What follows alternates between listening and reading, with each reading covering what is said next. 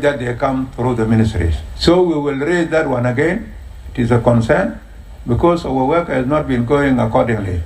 Like this today, it is extraordinary sitting of which you are supposed to be paid. I agree on that.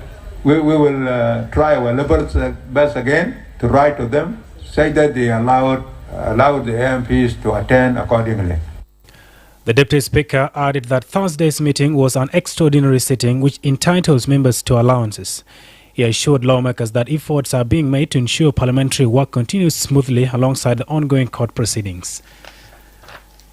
Stakeholders attending a dialogue in Eastern Equatorial State have identified conflict over natural resources as the main cause of insecurity and growing tension across the state. The assessment was made during a multi-stakeholder dialogue held this week in Taurid. The event brought together national and state government officials, community leaders, and international partners, including the UN's FAO and HANMIS, to discuss the root causes of conflict and displacement. In his opening remarks, Governor Louis Lobong-Lojore called on participants to engage in constructive dialogue and propose ways to address the challenges facing the state. During the discussion, participants highlighted several challenges, including disputes over water, grazing lands, and communal boundaries. Other key issues identified were unregulated livestock movement, recurring droughts, and the absence of clear rules for sharing natural resources. Participants also raised concern over armed interstate cattle migration from Jonglei and Greater Pibor, which they said has caused frequent violence, deaths and child abductions, and widespread displacement in counties such as Taurid and Magui. To achieve lasting peace, the stakeholders recommended inclusive and participatory approaches for mapping disputed areas and managing livestock routes. They also called for clarifying the responsibilities of the national, state, and local governments in managing resources. The communique issued at the end of the dialogue further outlined 8 key recommendations. These include intensifying peaceful dialogue to resolve disputes at the local level and creating more economic opportunities for pastoralists by establishing markets and value chains that support women and youth.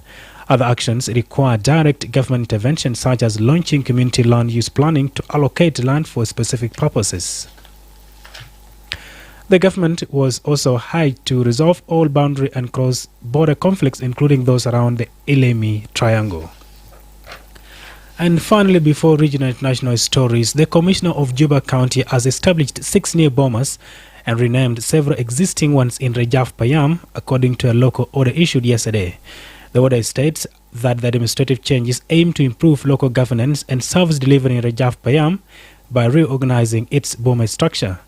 Commissioner Emmanuel Tete Esbon Simon said the new bombers created under the order include Kansuk Digala bomber, with its quarters at Digala, Gamiri bomber, with its headquarters at Nyori, and Kansuk Kujo Kirigwi bomber, with its headquarters at Kujo.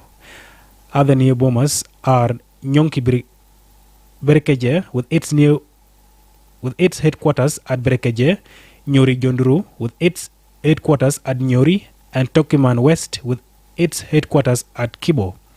3 existing bombers have also been renamed and had their headquarters changed as follows. Kansuk bomber has been renamed Gwokongaki bomber, with its headquarters at Gwokongaki. Tokiman West bomber has been changed to Tokiman East bomber, with its headquarters at Gwondege, and Logo East bomber has been renamed Logo Koile Kit bomber, with its new headquarters at Koile Lotorok. The Commissioner directed the Executive Director of Juba County, the Director of Rajaf Payam, security organs, and community leaders in Rajaf Payam to ensure full implementation of the order. Commissioner Tete said the administrative changes are intended to bring services closer to the people and strengthen local governance structures. You are listening to iReader Afternoon News. Now to the regional and international stories. It is my colleague James Atem. Thank you, and here are the top stories from across the region and beyond. Ghana's former First Lady, Nana Konadu Edgeman Rawlings, has died at the age of 76. She was the widow of Ghana's long-serving leader, Jerry John Rawlings, who died 5 years ago. He led 2 coups before twice being elected president in multi-party polls. Elsewhere, Ecuador's president has said someone attempted to poison him by putting 3 highly concentrated toxic substances in gifts of chocolate and jam. Daniel Noboa said his team had proof to support the claim, though he has yet to publicly provide any evidence. The South American leader told CNN on Thursday that he believed it was practically impossible that the 3 chemicals would be found in high concentrations in the items by chance. And finally, U.S. President Donald Trump has announced an immediate end to all trade negotiations with Canada over an advert critical of the tariffs he has imposed on the nation. The advert, is sponsored by the government of Canada's province of Ontario, quoted Trump's predecessor, Ronald Reagan, an icon of U.S. conservatism, saying tariffs hurt every American. Trump wrote on social media that the advert was fake and egregious, adding that trade talks were hereby terminated. And that's the end of the regional and international news with me, James Atem. Now back to you, Wol Mapal, in the studio. Thank you so much, James Atem. Up next is sports with Emmanuel Joseph Akile. We begin with the 5th week of the South Sudan Premier League, where Marikh Bentiu secured an impressive 3-0 victory over Holy Family Rang. Marikh's player Mabirizi Eric was named man of the match for his outstanding performance.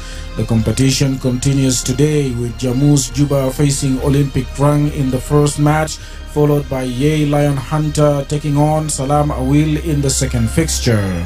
Elsewhere, women's marathon world record holder Ruth has been banned for 3 years after the Kenyan admitted to anti-doping rule violations. Ruth was provisionally suspended in July following a positive test. Her achievements, which predate that sample, including her world record time of 2 hours, 9 minutes and 56 seconds in October 2024, will still stand.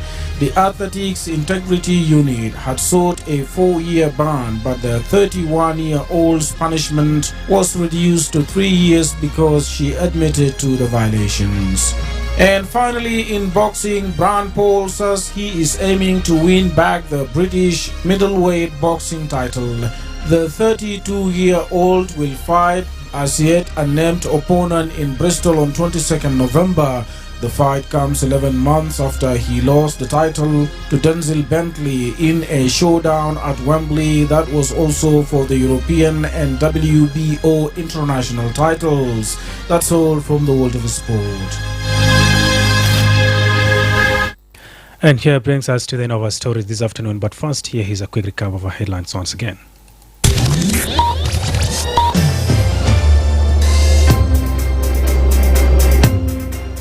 The South Sudan Human Rights Defenders Network has warned that the Cybercrime and Computer Misuse Bill 2025, which is set for a final vote, could be misused to restrict basic freedoms.